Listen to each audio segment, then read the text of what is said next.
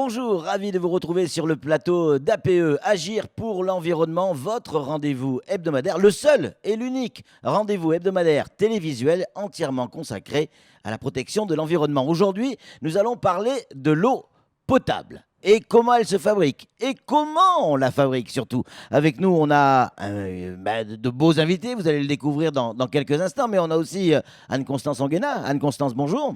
Bonjour Patrick. Alors, on en avait parlé un peu l'année dernière de l'eau, mais pas dans le détail. Pourquoi aujourd'hui il fallait revenir sur ce sujet qui est la fabrication de l'eau potable ? La fabrication de l'eau potable, parce que l'eau potable, donc l'eau du robinet, est de très bonne qualité à Mayotte. On ne le dit pas suffisamment.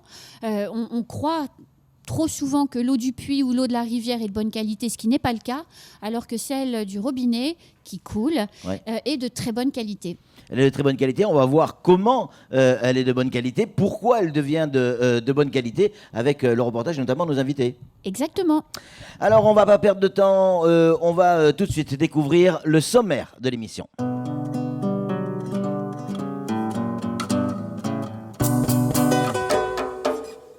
Dans ce nouveau numéro d'APE, nous allons découvrir comment se fabrique l'eau de notre robinet. Notre équipe est allée à la rencontre de ceux qui œuvrent à l'autre bout de notre robinet, à l'usine de potabilisation de l'Ourouveni, pour tout comprendre. Puis sur le plateau, on aura de beaux invités. Jugez plutôt Michel Jousset, le DGS du SIAM. Et on aura également Christophe Riel, responsable cellule eau d'alimentation, service santé environnement pour l'ARS. Nous découvrirons que l'eau est rare, elle coûte cher à fabriquer, mais que les compétences et la surveillance pour nous proposer une eau de très bonne qualité sont bien présentes sur notre département grâce à des professionnels animés notamment par le SIAM. En fin d'émission, nous retrouverons Anne-Constance Anguena avec laquelle nous aborderons les chiffres clés et les gestes qui peuvent tout changer.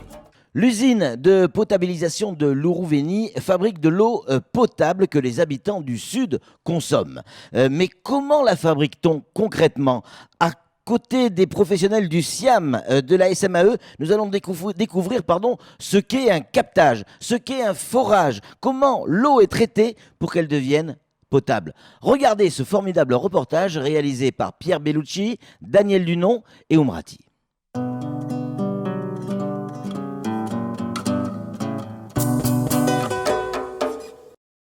L'eau qui coule de nos robinets provient d'une usine de production d'eau potable.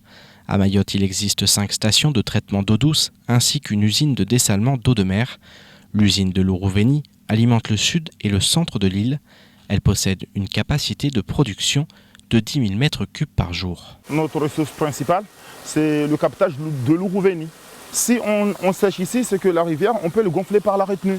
C'est qu'on ouvre une vanne là-bas, on fait surverser l'eau sur la rivière, sinon on le récupère par la canalisation.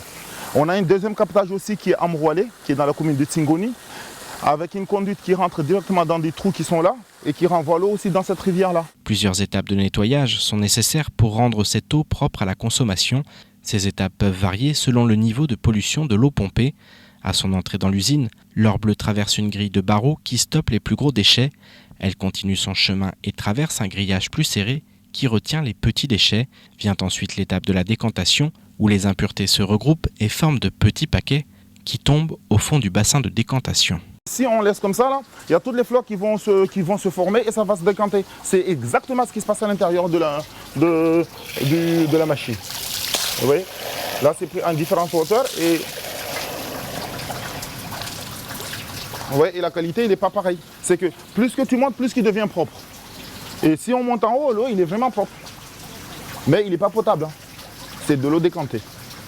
Du charbon actif est ajouté au bassin de décantation afin d'absorber les morceaux de matière organique encore présents.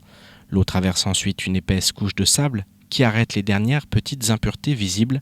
L'eau est maintenant potable, mais afin qu'elle conserve sa bonne qualité en parcourant les canalisations de l'usine aux consommateurs, un désinfectant est ajouté. On utilise du sel. C'est de la sel, c'est comme le sel de cuisine. On remet du sel dans un adoucisseur, il passe à l'intérieur, il est chauffé par le cathode et dessus on ressort du chlore. On ressort du javel dessus. C'est que maintenant notre chlore on le fabrique nous-mêmes. Des pompes renvoient l'eau potable dans 2 réservoirs de stockage de 2000 m3 situés à Chiconi. De là, l'eau part vers le sud et le centre de l'île. Et si un problème de qualité survient, l'usine s'arrête automatiquement. Là, on a notre poste de commande. Dès qu'il y a une variation de qualité de l'eau, le mec qui est là, il voit tout de suite et il peut réagir. Parce que nous, on a un système de sécurité dessus. C'est qu'on a un taux de turbidité qu'on ne peut pas dépasser. C'est que si lui il monte et qu'il atteint le 2 NTU, il y a l'usine qui se coupe automatiquement pour éviter d'envoyer de l'eau polluée dans le réseau. En parallèle de l'exploitation des eaux de surface, les ressources profondes représentent 18% des ressources de la production à Mayotte. En supplément des 17 captages de l'île, 21 forages sont ainsi exploités. Ici, on a la tête du forage. Donc, on a fait un trou on peut faire jusqu'à 80-100 mètres de profondeur. Et c'est là où on a le champ captant. Pour ici, on envoie ça à la station de traitement de l'eau revenue. L'eau qui vient d'ici, elle ne va pas dans la filière de traitement, elle va directement dans les réservoirs d'eau traitée. C'est de l'eau qui est déjà propre, il n'y a pas de... comme l'eau qu'on prend dans la rivière, hein, c'est de l'eau qui est déjà saine. L'eau pompée dans les nappes profondes subit uniquement une filtration et une chloration. Cette ressource évite de solliciter l'usine de production qui, pour répondre aux besoins de la population, produit actuellement au-delà de ses capacités. À ce titre, 3 nouveaux forages seront bientôt mis en service, tandis qu'une 6e campagne d'exploration va être lancée prochainement, afin de répondre aux défis de l'or bleu à Mayotte.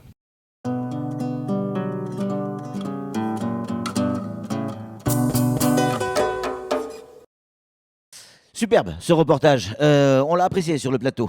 Michel Jousset, bonjour. Merci d'être avec nous. D'où proviennent nos ressources en eau à Mayotte globalement ? Alors globalement, vous avez donc 80%, 75% donc d'eau de surface. L'eau de surface, j'appelle dans les rivières principalement, ouais. C'est ce qu'on appelle les captages en rivière. Ça, c'est pour la période, la saison des pluies. Oui. La saison sèche, excusez-moi, oui, plutôt, et la saison des pluies. Donc ça provient des retenues collinaires. C'est l'eau qu'on a stockée donc, durant la saison des pluies. Donc il y a deux sources en fait. Hein. Non, il y a 2 sources pour donc, l'eau de surface, à savoir les captages en rivière pendant donc, la saison des pluies et donc pendant la saison sèche, donc, l'eau stockée dans les retenues collinaires. Après, vous avez les forages. Ah oui. Les forages, donc, qui représentent à peu près, aujourd'hui, il y a à peu près une vingtaine de forages, qui représentent à peu près 16-17% de la production. Et après, vous avez l'usine de dessalement. L'usine de dessalement qui est à Petite Terre et qui aujourd'hui donc, a bénéficié d'une extension, etc. On pourra en parler après. Voilà. Alors logiquement, avec tout ça, on ne devrait pas manquer d'eau. Or, l'année dernière, on a manqué d'eau. On en est où actuellement sur les plans d'urgence qui ont été mis en place à l'époque ? Eh bien, écoutez, donc, grâce donc, à tous les partenaires, la préfecture notamment, donc, l'ADEAL donc, et les bailleurs de fonds, etc., on a réussi à mettre un plan d'urgence donc, en marche, en route, entre guillemets. Nous avons financé 25 millions d'euros pour ce plan d'urgence qui comprend une dizaine d'opérations, et notamment donc, la réhabilitation de vieux forages, la création, la mise en service de forages, donc Aqua, Dapani et autres. Ensuite, nous avons fait des interconnexions entre les retenues collinaires, parce que vous savez, quand une retenue collinaire donc, est pratiquement sèche, si on faut pouvoir basculer sur une autre. Exactement, voilà. Et puis ensuite, on a donc fait un pompage donc, pendant la saison des pluies pour alimenter la retenue de Zoumonier, c'est à Bouilloniba. C'est-à-dire qu'on a la capacité de remplir davantage la retenue de Zoumonier, qui aussi a baissé fortement donc, ces dernières années, et également donc, des travaux donc, d'amélioration donc, à l'usine de l'Ouroveni. Donc tout ceci donc, permet de produire donc, de nombreux mètres cubes supplémentaires. J'oubliais l'usine de dessalement. Ah oui, bien sûr. Bien évidemment. Oui, bien donc, sûr. Qui, elle, va être en mesure de produire 5300 mètres cubes jour. Donc ça va être quelque chose de très bien, donc, qui va pouvoir nous faire être positif pour l'avenir, nous faire moins de soucis pour l'avenir. Et donc ce plan d'urgence donc est pratiquement terminé. Donc il reste la réhausse, j'oubliais, la réhausse de Combani. Donc c'est une décision qui a été prise d'augmenter, de surélever donc l'évacuateur de crue pour avoir 250 000 m3 de plus, donc en stockage, en eau brute, de manière à essayer de... Et avec tout ça, c'est suffisant, logiquement. Écoutez, aujourd'hui, on ne maîtrise pas l'évolution des consommations. Ouais. Donc on a aujourd'hui 42 000 abonnés, on consomme à peu près 8 millions de mètres cubes par an, on en produit 10 millions à peu près, on a remonté de 80%. Donc dans les 10 ans à venir, il va être difficile donc, de savoir l'état des consommations. Pour cela, donc, le syndicat des eaux a lancé un diagnostic, donc un schéma des directeurs pour savoir, donc, qui est en cours aujourd'hui, pour savoir quelles vont être les estimations de consommation pour les années à venir et les travaux nécessaires pour faire face à cette surconsommation qui va venir dans les prochaines années. Alors Michel, on parle souvent du coût de l'eau, mais ça veut dire quoi exactement ? Alors le coût de l'eau, c'est ce qui permet. Alors anciennement, donc on allait chercher l'eau avec un seau, à un puits, à une ressource, etc. Aujourd'hui, on a l'eau qui arrive donc sur l'évier de la cuisine. Donc, parce qu'à la base, l'eau, elle est gratuite. L'eau, le produit, c'est le transport et le traitement qui coûtent. Absolument, tout à fait. Donc c'est de la technologie, donc c'est d'abord le captage en rivière, ensuite c'est le transport, et ensuite donc c'est le branchement. Donc et l'arrivée donc dans la maison du consommateur. Alors tout ça, ça a un coût. Ça a un coût donc d'abord d'investissement. Et après un coût de maintenance. C'est pour cette raison donc le syndicat a décidé de confier cette maintenance donc de tous ces ouvrages donc à la société SMAE, donc qui est notre délégataire pour l'exploitation donc du service d'eau potable. Alors toujours dans l'histoire des coûts, on nous dit souvent que dessaler l'eau de mer pour la rendre potable coûte plus cher. Pourquoi ? Alors, ça coûte plus cher, effectivement, qu'un traitement classique en rivière. Donc, pourquoi ? Parce que ce n'est pas du tout les mêmes technologies. Donc, on fait appel à des technologies de dernière... dernier cri, quoi. Ouais, dernier cri. Dernière génération. Si on peut dire comme ça. Donc, on fait appel à l'osmose inverse. Donc, et l'osmose inverse, c'est une technologie qui coûte très cher. Donc, c'est-à-dire qu'on filtre l'eau avec des pressions de 40 à 60 bars, qui n'ont rien à voir donc avec les traitements classiques de décantation, flocculation, filtration et chloration. Voilà. Et c'est pour ça donc qu'on a effectivement donc un coût. C'est pour cette raison qu'on a un coût donc beaucoup plus important. Alors, donc, c'est une technologie qui est très développée donc, dans les pays arabes, donc en Israël et autres, donc, où on a un manque de ressources donc, dans le sous-sol. Donc, ici, donc, à Mayotte, on est confronté donc, à ces problèmes de saison sèche et saison des pluies qu'on ne maîtrise pas. Forcément. Et on s'en est aperçu donc, ces dernières années. Et donc, effectivement, donc, la solution du dessalement est une solution. Bon, elle est plus chère, certes, mais par contre, elle permet d'avoir l'eau à notre robinet. Voilà. Alors, allez, on parle d'argent, il n'y a pas de sujet tabou ici sur le plateau d'APE. Quand je reçois ma facture d'eau, comment je dois la lire ? Qu'est-ce que je dois comprendre dans cette facture ? Alors, sur cette facture, donc, il y a donc, trois parties. Enfin, il y a deux parties. Je vais raisonner d'abord sur l'eau potable. Parce qu'il y a une facture d'eau, mais il y a une facture aussi d'eau et d'assainissement. D'accord. Alors, pour les gens qui ne sont pas raccordés à l'assainissement, la facture d'eau comprend uniquement donc, la part du délégataire, c'est-à-dire le fonctionnement, et d'un autre côté, donc, la part investissement, qui est le SIAM. Donc, il y a deux parts. Et le global donc, permet d'avoir le prix de l'eau. Ce prix donc, de l'eau est réparti de la manière suivante. On a à peu près donc, 68% pour la SMAE et puis donc 22% pour le syndicat d'eau.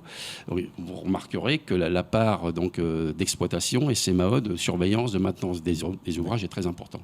Dernière question pour l'instant sur cette série.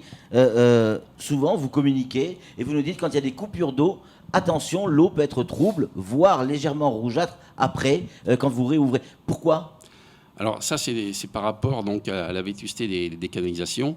Donc quand on a une coupure d'eau, on décolle, on a des survitesses qui se font dans les canalisations et qui décollent les dépôts en canalisation. Parce que l'eau que l'on distribue n'est jamais une eau ultra pure. Donc il y a toujours des très fines matières en suspension qui sont donc tolérées donc, par les normes de potabilité, mais qui se déposent donc, en fonction des vitesses dans les canalisations. Et quand on a une rupture de canalisation, on a une survitesse qui décolle tous ces dépôts Et donc l'eau se colore notamment principalement du fer, donc c'est pas quelque chose de dangereux, mais effectivement c'est gênant pour laver son linge, etc. Puis c'est pas agréable de voir l'eau de couleur rouille. Donc et là, une fois que la réparation est faite, donc la société SMAE, le délégataire, donc procède à des purges pour éliminer donc cette eau qui est trouble. Voilà. Christophe Riel, donc vous représentez l'ARS aujourd'hui. Bonjour. Bonjour. Comment on s'assure que l'eau du robinet est réellement de qualité ? Alors on s'assure que l'eau du robinet est de qualité, qu'elle est potable, en la contrôlant.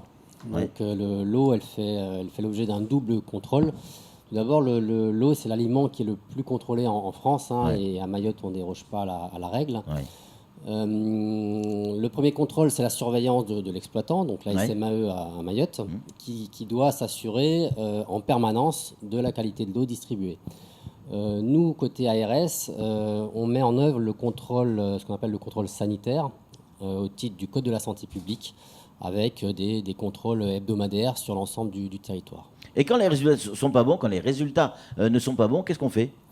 Alors quand les résultats ne sont pas bons, tout d'abord on va alerter, si c'est nous par exemple ARS qui avons une non-conformité, qui trouvons une non-conformité, on alerte tout de suite l'exploitant en premier lieu pour l'informer de ce problème-là, et ensuite on va faire une évaluation sanitaire de cette non-conformité pour voir s'il y a un risque ou pas sur la santé des consommateurs.